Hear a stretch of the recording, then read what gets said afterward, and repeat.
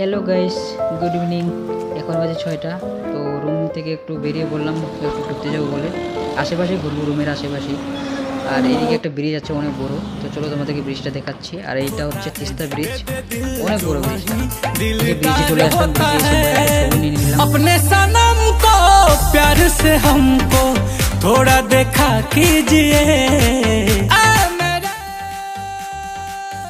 Selfie নেওয়া হয়ে গেল, এখন চলো ব্রিজটা দেখে নিই। এই যে ব্রিজটা এতটাই বড় যে এপার থেকে ওপার যেতে 20 মিনিট লেগেই যাবে হেঁটে হেঁটে। তো আমরা ব্রিজে হাঁটতে হাঁটতে একটা জিনিস দেখলাম যেটা অনেক ভালো লাগছিল।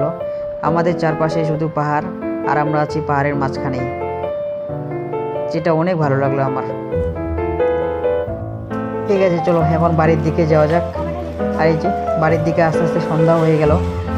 আর এটা হচ্ছে রংপুর মার্কেট, এখানে কিছু কিনবো। আর কিছু কেনার আগে সামনে দেখলাম ফুচকার দোকান, তো ভাবলাম ফুচকা খেয়ে নিই, অনেকদিন ধরে খাইনি, তো চলো খেয়ে নিই। এই যে সিকিম রংপুর মার্কেট এটা।